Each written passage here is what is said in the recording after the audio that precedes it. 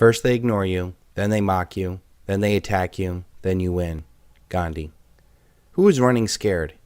The attack on gold and silver has increased recently to almost a fever pitch, with all the paradigm puppets trashing gold and silver, like Ben Bernanke, Paul Krugman, Blythe Masters, Warren Buffett, and now Charlie Munger and Bill Gates.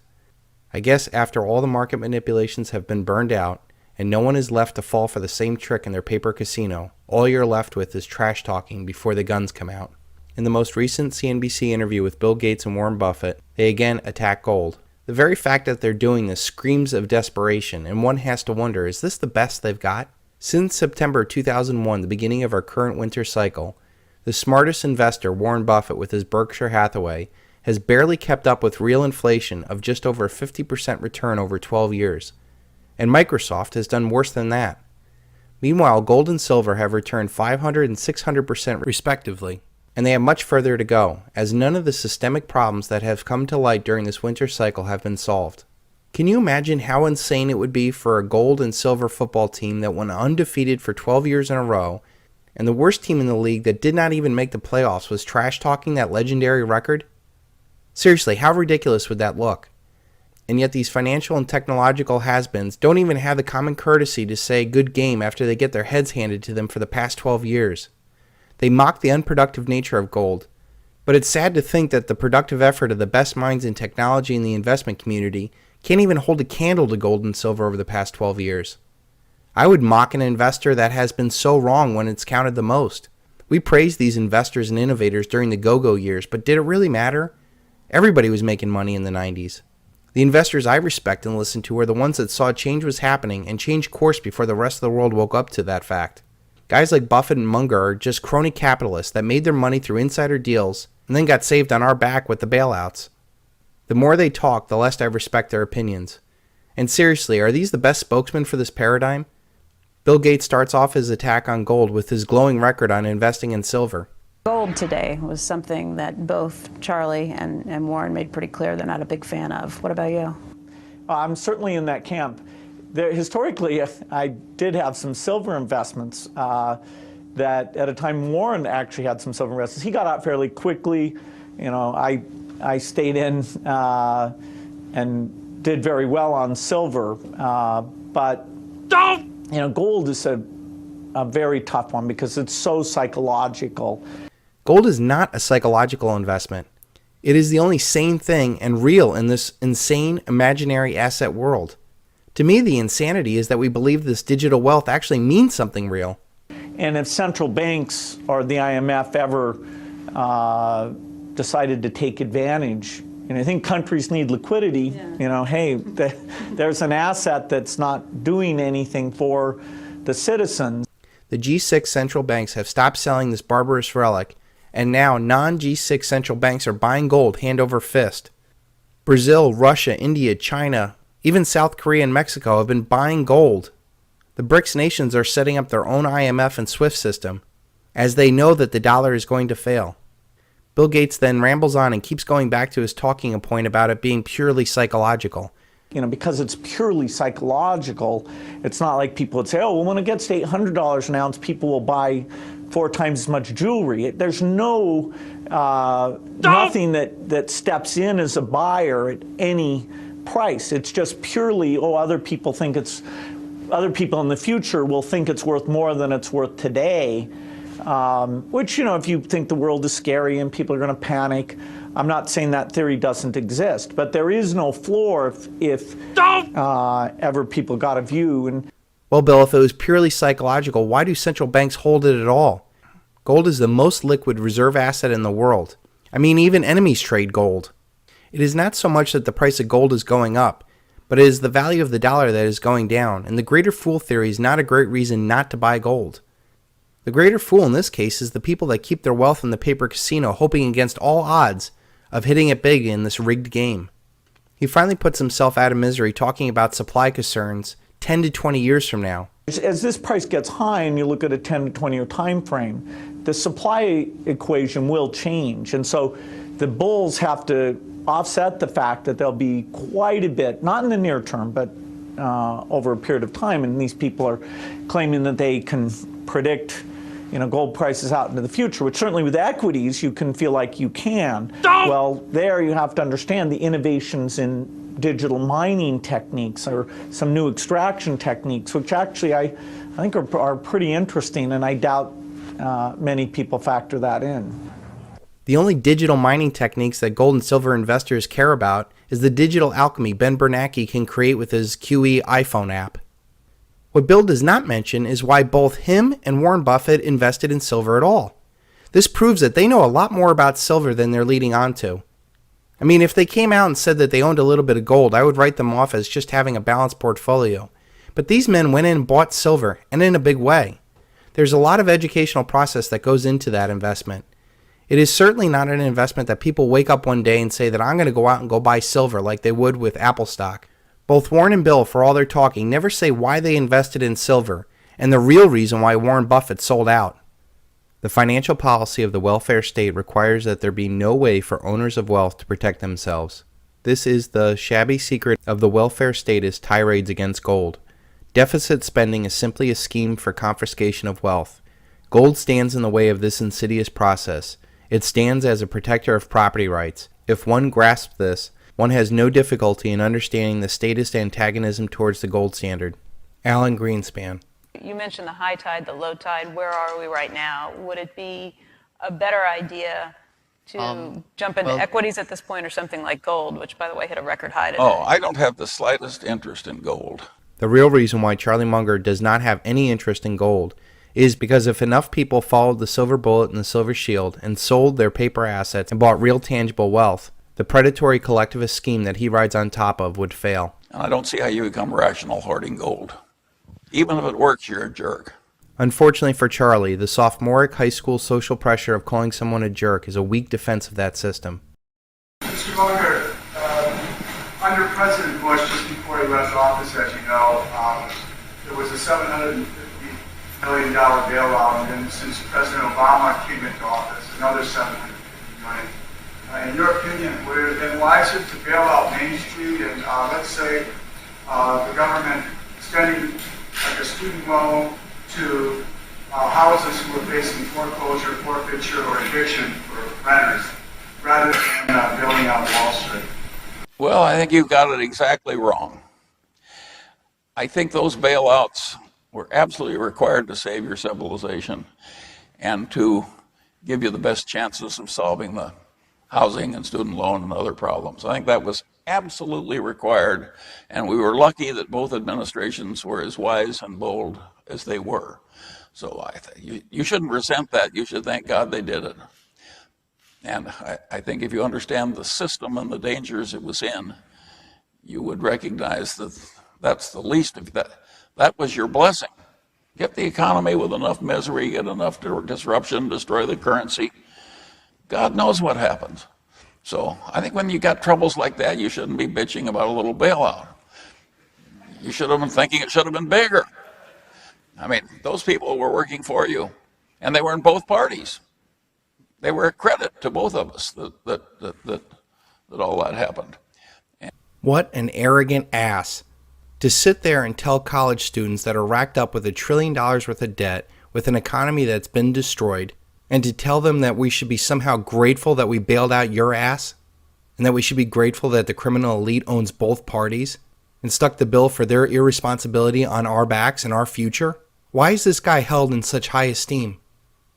Now, if you talk about bailouts for everybody else, there comes a place, if you just start bailing out all the individuals instead of having to adapt, that the culture dies. I don't know where it is, but at a certain place, you got to say to the people, suck it in and cope, buddy. Suck it in and cope.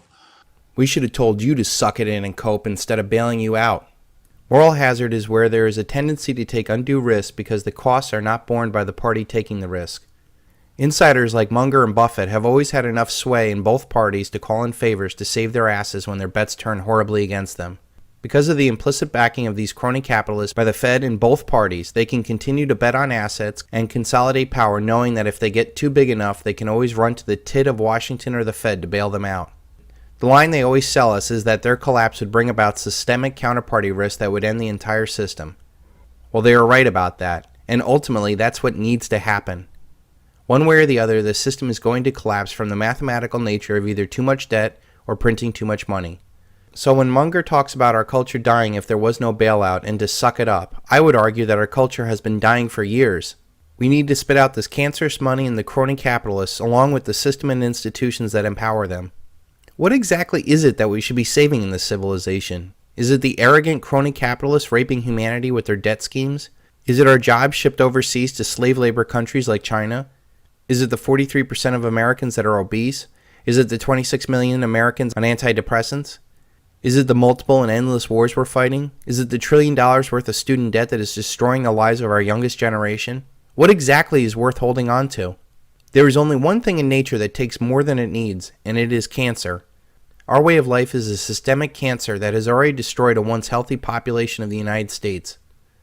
All of the ills in the world can be traced right back to the very nature of our cancerous debt-based currency, and the power it gives to those that pull the levers. Just as Greece would be better off to dump the euro, the world would be wise to dump all debt and let the cards fall where they will. Yes, there will be a few months or years of upheaval, but humanity on a whole will be much better off if they dump the debt, got rid of usury, and let the too big to fails like Charlie Munger fail. Now if you talk about bailouts for everybody else, suck it in and cope, buddy. Suck it in and cope. So in his world, it's socialism for the rich and capitalism for the rest. In a truly capitalistic free market society, the Federal Reserve would not exist, and there would be no too big to fails, and Charlie Munger would have been broke right now instead of arrogantly talking down to us. But we don't have a free market. We have fascism, which Mussolini defined as the merger between corporations and state. Get the economy with enough misery, get enough disruption, destroy the currency, and we ended up with Adolf Hitler. Munger tries to scare us with Hitler, but I bet you that when the collapse does happen, Munger, Buffett, Gates, and the rest will vocally support our new Hitler, just as the American and English industrialists and bankers that supported the rise of Hitler. They will fully stand behind any seizure of power we will get with the next crisis. Civilized people don't buy gold. They say that we're buying gold and silver because we're scared, uncivilized investors, but the reality is the only ones that are scared are the ones with the most to lose when this Ponzi scheme fails. Behind the billionaire smiles and the bootlicking CFR reporters is a sense of desperation as the masses are starting to wake up and reject the shit that they're selling. CNBC viewership is down from 355,000 viewers in 2000 to now just 99,000 viewers. The only reason why that station is on the air is so the elite can push propaganda like this. They use their corporations to fund the channel so that people stay within the consumer debt instant gratification fast money paradigm. Without this constant hopium, the criminal elite know that their way of life is over. Their bonuses, their jets, their fancy dinners, their bootlicking yes men, their perks, and all of it ends when people walk away from their paradigm. The silver bullet and the Silvershield is a non-violent, non-compliant way to defeat the death and debt paradigm through individual leaderless resistance. People that understand the system will either be so interested in its profits or so dependent upon its favors that there will be no opposition from that class. While on the other hand, the great body of people, mentally incapable of comprehending the tremendous advantages that capital derives from the system, will bear its burdens without complaint, and perhaps without even suspecting that the system is imbecile to their interests. Lord Rothschild. Stop listening to the fat cats that are either interested in the system's profits or dependent upon the system's favors. You'll never hear the truth from them. And thankfully for the internet, a great body of people are mentally capable of comprehending the tremendous advantage that capital derives from the system. And we will no longer bear this burden without complaint. When people realize that it is them that needs us, and that we're holding up their system, becoming empowered and walking away is very simple. We have to be of the opposite consciousness. If debt is the problem, equity is the solution. If collectivism is the problem, individual liberty is the solution. If war is the problem, peace and understanding is the solution. If too big to fail is the problem, then the most powerful aspect of the free market, of failure, is the solution. Another analogy would be Nero fiddling while Rome is burning. Warren Buffett fiddles away to make light of a civilization in crisis by playing smoothing tunes to support the system a little bit longer. I believe that history will judge men like Buffett, Munger, and Greenspan in a very different way than the worshipping these men have had most of their lives. I can only hope that they live to see the consequences of their actions. I can almost hear the denial coming out of their mouths like Rudolf Hess at the Nuremberg trials. But after all these attacks, Buffett finishes the segment with this. Incidentally, they're right to be afraid of paper money. I mean, they have their basic premise that paper money around the world is going to get worth less and less and less over time is absolutely correct. But you just disagree with the investment theory beyond that. Yeah. Where they run from that, and they should run from it, is where, in my view, they make the mistake. But they have a correct basic premise. Well, no shit we were right about fiat money. That is the whole point of us not investing in paper assets. Because if you can't trust the world's reserve currency, all paper assets, institutions, and markets are at risk. The mathematical, inevitable collapse of the dollar is coming, and the ramifications of this will be the single largest event in human history. I have stated this many times, but it cannot be stated enough. Our debt-based monetary paradigm must create more debt every year in excess of the debt and interest accrued the year before, or the system will suffer the systemic risk of the mother of all margin calls. The compounding nature of this simple idea leads us to the mathematically inevitable end, where debt either becomes so large that we'll default on it, which no nation that prints its own currency for the debt has ever done, or we will continue to print money, so much so that the currency loses all of its value and the system collapses. Either way, the dollar paradigm is doomed. There is no way to reform or solve this problem short of these two outcomes, and that is the fat tail risk Bernanke talks about. The reason people hold gold is as a protection against what we call tail risk, really, really bad outcomes. And to the extent that the last few years have made people more worried about the potential of a major crisis, then they have gold as a protection. I think those bailouts were absolutely required to save your civilization. And I think if you understand the system and the dangers it was in, you would recognize that that's the least of that. That was your blessing. What would have happened potentially? We don't know, but it could have been awful. I don't even want to think about how awful it could have been. That is the fear the markets are feeling, and that is why the criminal elite are attacking the one lifeboat, because the more people that stay inside this confidence game, the longer their privileged positions can be maintained. One interesting point I want to make sure that people understand about the eventual flight to gold and silver is that most bull markets are fueled by greed, but when a currency collapses, both greed and fear drive it. That is why it's so explosive and final. Once faith is lost in a currency, people will flock to the only successful and longest lasting money like gold and silver. Now that you've heard from enough paradigm puppets, let's listen to what the puppet master says. On the other hand, if you're very safety conscious, you hang on to your gold bars. I would like to finish this segment with the prediction.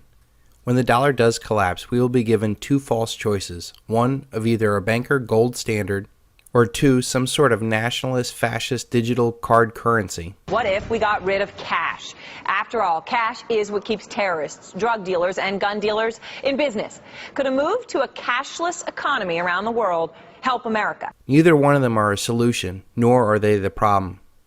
Another monopoly currency, whether it is a gold standard or some sort of digital fiat currency, is not the answer. The answer lies into competition of currency. There should be allowed to have gold, silver, copper, platinum, debt-free treasury notes, local community currencies. Competition in currency is the solution for this problem. Ending usury is a solution to this problem. Ending fractional reserve banking is a solution to this problem. Ending too big to fail is a solution to this problem. Unfortunately, none of these solutions will be implemented before the final collapse, and it is up to you to both physically and mentally prepare for this collapse.